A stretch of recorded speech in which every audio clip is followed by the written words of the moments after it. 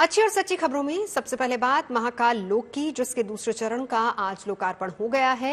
राज्य के मुख्यमंत्री शिवराज सिंह चौहान ने इस दूसरे चरण का लोकार्पण किया। करीब 250 करोड़ की लागत से तैयार हुए इस दूसरे चरण में कई ऐसे काम करवाए गए हैं जिनका फायदा यहां आने वाले बाबा महाकाल के भक्तों को होगा। खासकर त्योहारों के मौके पर भक्तों को दर्शन के लिए ज्यादा इंतजार नहीं करना होगा और उन्हें पार्किंग, खाने पीने और सुरक्षा को लेकर जो भी चिंता है वो भी नहीं होगी।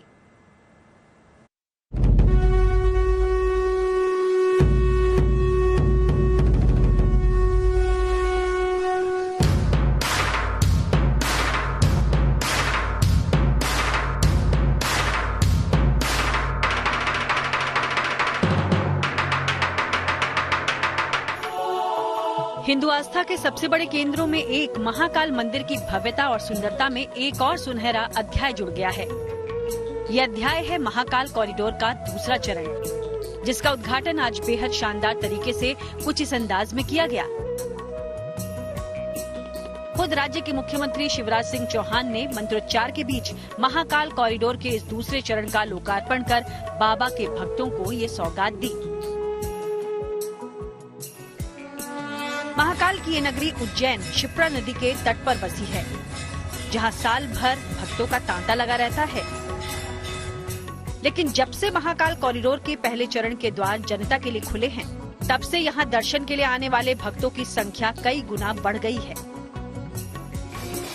खासकर त्योहारों में तो देश ही नहीं, दुनिया भर से भी श्रद्धालु यहां बाबा का आशीर्वाद लेने के लिए पहुंच रहे हैं। भक्तों की इसी बढ़ती हुई संख्या को देखते हुए महाकाल कॉरिडोर का निर्माण कराया गया, जिसके दूसरे चरण का उद्घाटन होने से भक्तों के लिए बाबा के दर्शन और सुलभ हो जाएंगे। श्री महाकाल लोक के द्वितीय चरण में सबसे महत्वपूर्ण जो इंफ्रास्ट्रक्चर तैयार किया गया है, उनमें से एक है महाकाल मंदिर में भगवान महाकाल के दर्शन के लिए बनाई गई एक सुरंग। ये सुरंग जो है इसलिए बनाई गई है ताकि ठीक सामने आप जो देखें श्री महाकालेश्वर का गर्भगृह है, जहां पे भूत भावन महाकाल आपको दिख जाएंगे दर्शन देने के लिए। और अभी अगर आप देखें तो जो भीड़ है यहाँ पे जब यहाँ पहुंचती है तो उसे इस तरीके की रेलिंग में से दर्शन करके बाहर निकलना होता है, लेकिन ये सीमित संख्या में ही लोग जो है दर्शन कर सकते हैं। ऐसी 4 से 5 रेलिंग है जहां से दर्शन करते हुए आप मंदिर के सामने से, गर्भगृह के सामने से बाहर निकल जाएंगे। लेकिन क्योंकि श्री महाकाल लोक बनने के बाद श्रद्धालुओं की संख्या इतनी तेजी से बढ़ी है महाकाल मंदिर आने वालों की और भगवान महाकाल के दर्शन करने वालों की, कि उसे देखते हुए अब एक नई व्यवस्था यहाँ पे की गई है। ये जो आप सामने सुरंग देख रहे हैं, इन सुरंगों का जाल यहाँ पे इसलिए बिछाया गया है ताकि श्रद्धालु इन्हीं सुरंगों से होते हुए फिर महाकाल मंदिर के गर्भगृह के ठीक सामने पहुंचेंगे। और आप देख सकते हैं सुरंग की चौड़ाई कितनी है। इस तरीके की 2 सुरंगें यहाँ बनाई गई हैं। एक बार में माना जा रहा है कि करीब 10,000 श्रद्धालु गर्भगृह के सामने बैठ करके भगवान महाकाल के दर्शन यहाँ से कर सकेंगे। हालांकि अभी तक दूसरे चरण का 80% ही काम पूरा हुआ है और बाकी बचे काम को भी जल्द पूरा किए जाने का दावा किया जा रहा है। इस दूसरे चरण के तहत नीलकंठ द्वार, नीलकंठ वन मार्ग, underground tunnel, hawkers zone, Rudra Sagar पर पैदल पुल, शिखर दर्शन, लेजर और वाटर स्क्रीन शो, साथ ही 500 गाड़ियों की पार्किंग, वेटिंग हॉल, त्रिवेणी संग्रहालय का विस्तार, रेलवे स्टेशन से महाकाल मंदिर तक रोपवे और हाईटेक मशीनों से लैस कैंटीन का उद्घाटन किया गया है, जिससे न सिर्फ बाबा महाकाल के धाम की भव्यता और बढ़ गई है, बल्कि दूर दराज से आने वाले श्रद्धालुओं की धार्मिक यात्रा को आरामदायक बनाने की कोशिश भी इस कॉरिडोर के जरिए की गई है। सेकेंड फेज का जो पहला काम है वो नीलकंठ पथ है, जो जहाँ पे पार्किंग फैसिलिटी है, पूरा मार्ग विकसित हुआ है, लैंडस्केपिंग है, वहाँ पे फूड कोर्ट है, छोटा सा हाट बाजार है। उसके पश्चात ये अन्य क्षेत्र दूसरा काम है। तीसरा काम जो शक्ति पथ है, जो हरसिद्धि मंदिर को जोड़ता है, पूरी स्मार्ट रोड है, जहाँ से सबसे बेहतर दृश्य महाकाल लोक का मिलता है। देखिए अभी एक गेस्ट हाउस है जो मंदिर समिति चला रही है, लेकिन अल्टीमेटली हमारा लक्ष्य है कि 2000 कमरों का भक्त निवास बने, जिसका भूमि पूजन हो गया, जहाँ पे हर कैटेगरी के लोग, जो 100 रुपये में ठहरने की व्यवस्था हो, डॉर्मेट्री की व्यवस्था 50 रुपये में हो और एसी रूम की व्यवस्था 600-700 रुपये में, सारी व्यवस्थाएं उसमें रहेंगी। बीते कुछ सालों में देश के कई प्रमुख धार्मिक स्थलों का विकास और कायाकल्प काफी तेजी से हुआ है। इन्हीं में से एक महाकाल मंदिर भी है, जिसके नाम से ये कॉरिडोर बना है। कोशिश यही की गई है कि मंदिर के प्राचीन और ऐतिहासिक महत्व को बरकरार रखते हुए अध्यात्म और आधुनिकता के संगम से इन देव स्थलों को और निखारा जाए। उज्जैन से रविशपाल सिंह के साथ bureau report, good news today. इस महाकाल लोक में आने वाले श्रद्धालुओं को कई तरह की सुविधाएं भी मुहैया कराई जाएंगी और इन्हीं में एक है हाईटेक कैंटीन, जहां पर भक्तों के लिए शुद्ध और सात्विक भोजन का इंतजाम किया जाएगा। ये कैंटीन अंदर से किस तरह की दिखती है, यहां खाना कैसे पकाया जाएगा, देखिए इस रिपोर्ट में। श्री महाकाल लोक के द्वितीय चरण में जिस जगह की सबसे ज्यादा चर्चा है वो है अन्न क्षेत्र की, और अन्न क्षेत्र में पहली बार उज्जैन शहर में आधुनिक मशीनों का इस्तेमाल किया गया है ताकि यहाँ पे जो प्रतिदिन 80,000 से 1 लाख श्रद्धालु आकर के भोजन करेंगे, उनकी संख्या को देखते हुए यहाँ तेजी से खाना बना सके, प्रसाद बनाया जा सके, उसके लिए यहाँ पे आधुनिक मशीनें जो है वो लाई गई हैं। आपको तस्वीरों में दिखा देते हैं। ये बड़ी बड़ी मशीनें जो आप देख रहे हैं, इनके अंदर जो है सब्जियां बनेंगी, खीर बनेगी, हलवा बनेगा, और इन्हीं मशीनों में अगर आप देखें तो अंदर तैयारियां भी आपको दिख जाएंगी होती हुई, और उन्हें फिर ये बड़े बड़े जो आप ये बर्तन भंडार से देख रहे हैं, बकेट से, इनमें उन सब्जियों को या फिर जो हलवा या प्रसाद जो खीर होगी उसे डाल दिया जाएगा। इसके अलावा अगर देखें यहाँ पे तो पासी में यहाँ पे पूड़ी जो है, क्योंकि प्रसाद में पूड़ियां भी रहेंगी, तो पूड़ियों के लिए भी ये व्यवस्था की गई है। ये आधुनिक मशीनें हैं जिनमें एक बार में सैकड़ों पूड़ियां जो है वो बनाई जा सकेगी। एक बार में कितनी सब्जी या खीर जो है वो उन सब्जियों में बन सकती है। 3 कुंटल खीर हमारी एक साथ बन जाएगी इसमें। 3 कुंटल खीर, और सब्जी भी 500 किलो सब्जी एक साथ तैयार हो सकती है इसमें, और करीब 45 मिनट में सब्जी तैयार हो जाती है। 45 मिनट जी। और ये सब्जी का जैसे पूड़ी वाला जो फायर है, ये ऑटोमेटिक टेम्परेचर मेंटेन करता है। इसमें बार बार हमको गर्म करने की जरूरत नहीं है। एक बार गर्म हो गया मेंटेन, फिर खटाखट पूड़ियाँ निकलती जाएगी, टाइम वेस्ट नहीं होगा। एक बार में, क्योंकि यहाँ पे करीब 80,000 लोग एक दिन में आएंगे, तो ये जो मशीन है इसको दिन में कितनी बार चलाना पड़ेगा ताकि उन सभी श्रद्धालुओं जैसी उपयोगिता होगी वैसे वैसे जैसे सब्जी खत्म होने लगी दूसरा चालू कर देंगे।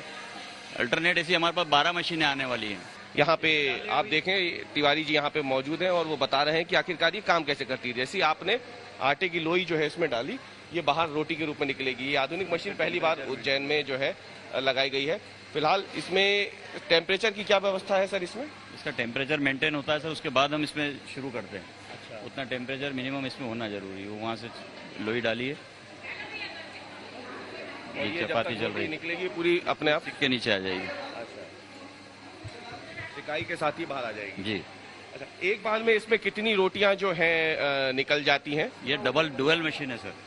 1 घंटे में करीब 8,000 रोटी निकल जाएगी इसमें। 1 घंटे में 8,000। और इसकी 4 मशीनें लगी है। 4 मशीनें यहाँ लगी है जी। और अब आपको लिए चलते हैं सिक्किम, जहां तीस्ता नदी का जलस्तर घटने के बाद राहत और बचाव के काम में और तेजी आ गई है। इस काम में सेना के साथ साथ एसडीआरएफ, एनडीआरएफ के साथ ही सरकारी एजेंसियां पूरी ताकत से लगी हुई हैं और इसी की बदौलत अभी तक सैकड़ों लोगों को बचा लिया गया है और जो लोग बेघर हो गए हैं उन्हें राहत शिविरों में पहुंचाया गया है, जहां उनके खाने पीने और इलाज का इंतजाम किया गया है।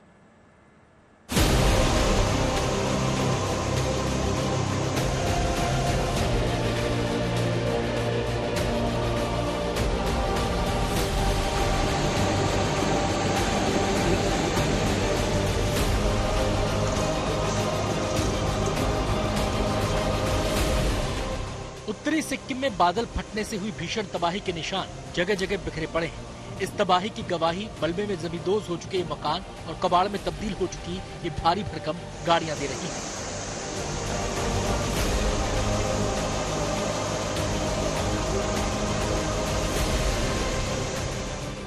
लेकिन राहत की बात यह है कि तबाही के दूसरे दिन तीस्ता नदी की लहरें कुछ शांत हुई और नदी का जलस्तर भी घटने लगा, जिसके बाद राहत और बचाव अभियान को और तेज कर दिया गया है।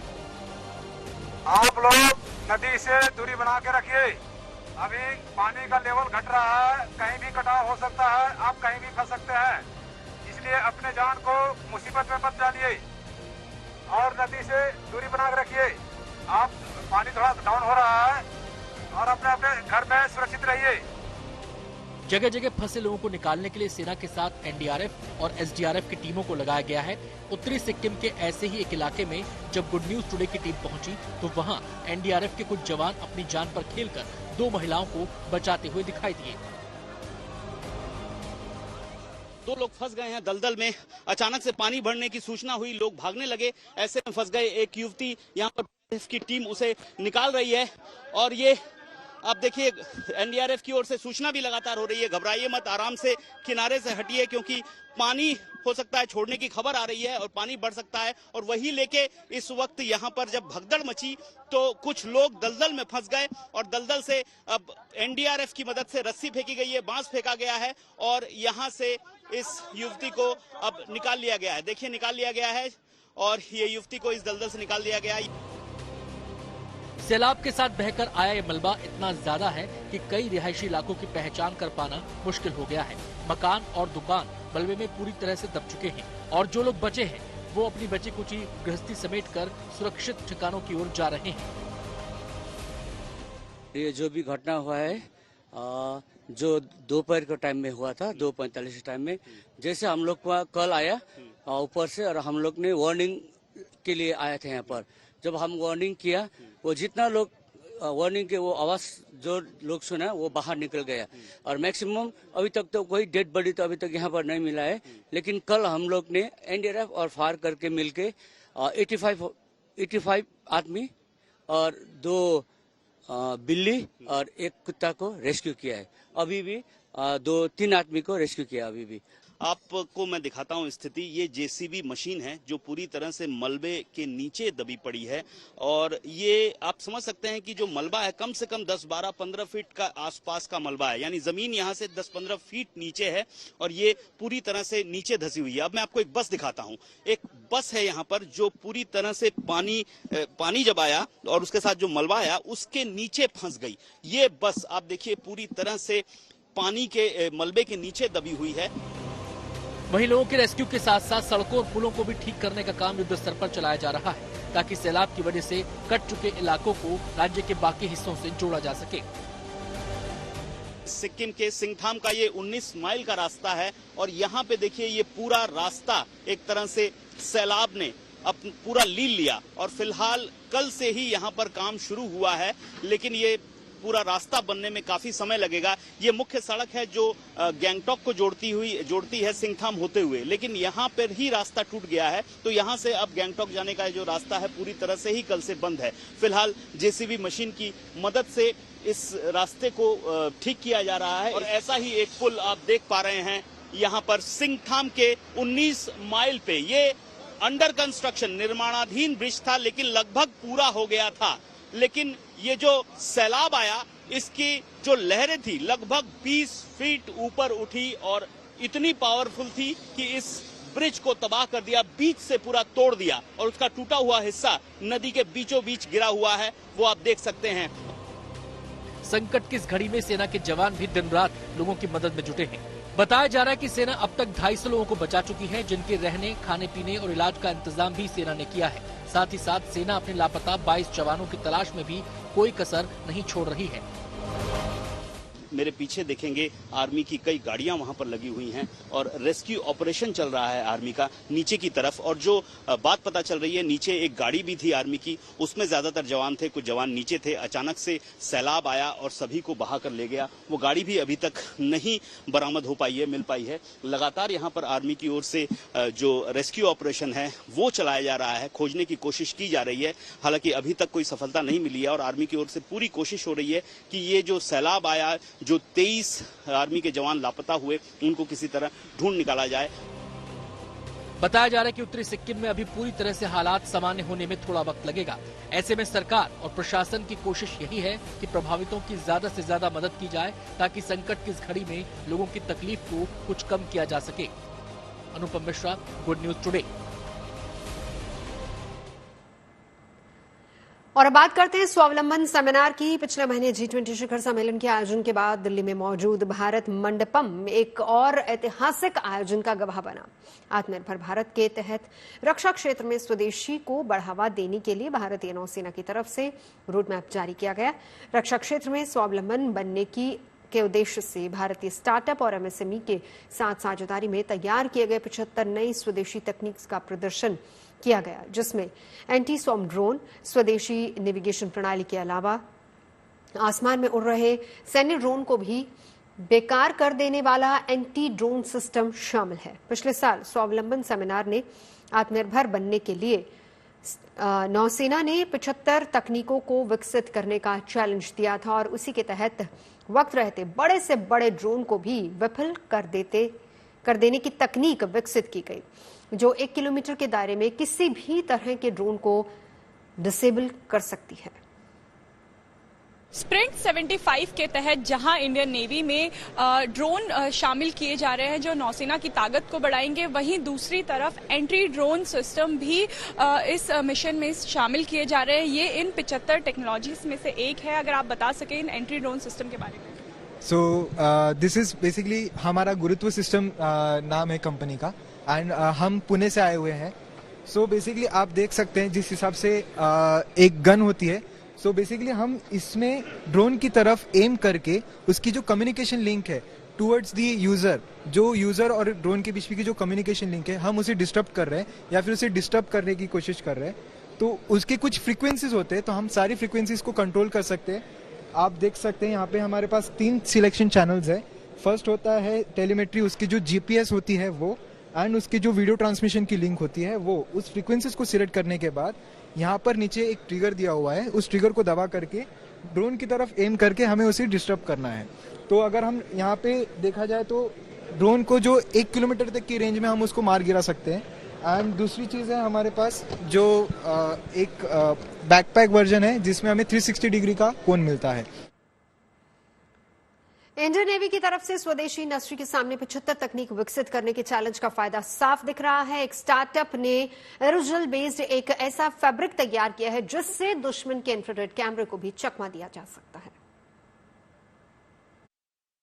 भारतीय नौसेना में एक ऐसी टेक्नोलॉजी को शामिल किया जा रहा है जिसमें इंफ्रारेड कैमरे से बचा जा सकता है। ऐसी टेक्नोलॉजी का इस्तेमाल स्पेशल ऑपरेशन के दौरान किया जाता है। ये जो आप कपड़ा देख रहे हैं, इस मटेरियल को अगर इस मटेरियल के पीछे कोई ढक जाए तो उसे इंफ्रारेड कैमरे में नहीं देखा जा सकता है।